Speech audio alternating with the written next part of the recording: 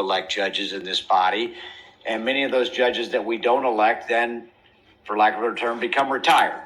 They no longer sit on the bench. They may take a job as a mediator. They may go back into private practice, depending on circumstances. But in many cases, they become a retired judge who is then reappointed to the bench by the Supreme Court. Has the substitute been handed out? Here's the substitute. I don't think we have a substitute yet, do we? We've had a substitute. I had it drafted by Shannon. Once a judge is not reelected, either they're put in and they're rejected, or they just retired, but they're not reelected. At that point, they cannot be appointed by the circuit court to sit as a retired judge until we make the decision that they can. In other words, we have to basically sign off. And rather than have the current system, which is a judge doesn't get elected, doesn't get reelected, and just comes right back on as a retired judge, it could be very awkward for the people that lobbied against that judge, who then comes right back into that county courthouse. That's the status we have right now. That's the Virginia Lawyer's editorial I handed to you. This would just basically give us control over the process that a judge can't go back on until we say so. Senator Peterson, yes, sir. I have a letter from the Supreme Court. The triannual evaluations. My issue is we don't want retired judges just automatically going back into the same courthouse where they weren't reelected and facing the same lawyers and making decisions, the same lawyers who in many cases lobbied against them. How many times do they, if they're not reappointed, and there's usually a reason for them not being reappointed, right? How often do they go back to the same courthouse? Well, it's happening in Fairfax all the time. Well, you all have too many judges up there anyway, right? Well, Mr. Chairman. Senator Ovenshay. Yeah, and Charles, I don't know what's going on with the online. It's not up. So is this? I take issue with the fact that we have to have retired judges, or else we're not going to have cases being heard. I think the concern for us is coming from some of those smaller jurisdictions where. Okay, we're getting away from the spirit of Senator Peterson's bill. It's not about pay, and it's not about finding judges available to serve. It boils down to this, as Ms. Jalou pointed out in Lawyers Weekly. Judges that seek reappointment are not being reappointed because of their behavior. And it makes no sense whatsoever, Mr. Chair, that judge who the General Assembly didn't reappoint because they are wayward or nefarious, well, it doesn't make any difference, that then come right back the next day serving on the bench, not only in front of some of the lawyers that lobbied against them, but for any reason. They were taken off for a reason. Why would you put them back on to serve in that same capacity? That's the issue here.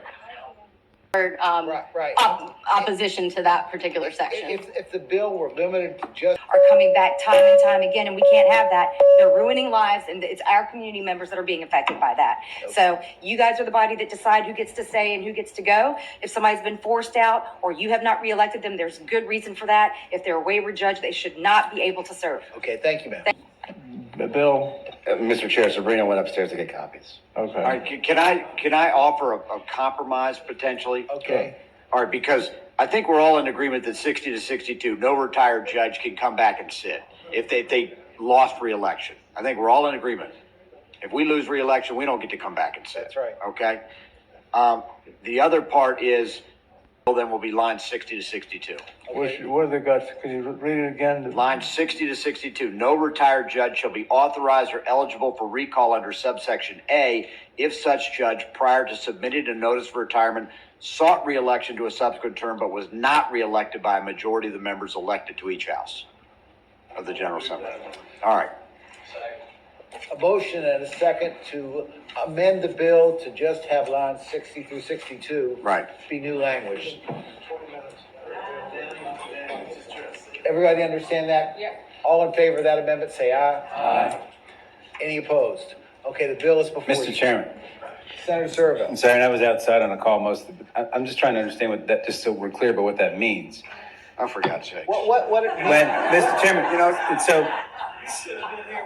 You've been outside for 25 minutes, Scott. What it means is people who come up for reappointment and aren't reappointed for any reason are not eligible for. does it mean their name was on the resolution and we turned them You know down? what, Scott? It means that they came up for reappointment And they didn't weren't make it. reappointed.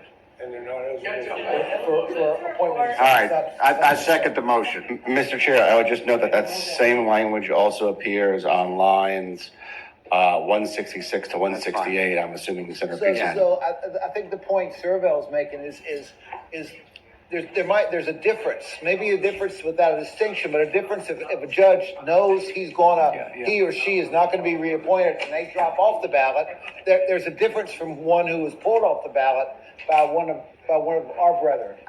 All right, it says sought reelection, so I think they would have basically put in to be reelected. Okay. Well, Scott, you know what? You're gonna figure it out. Scott, just vote against the bill. I know you don't like it. Mr. Chair, Thank you. this is not rocket science. Senator McClellan. If they are up for reelection and they don't retire, then they put up for it. Like, that's not rocket science. Right, they just sought reelection. Right, move All to right. report. Okay, so the bill, we have the written substitute, and the bill is now just lines 60 through 62. And the other part.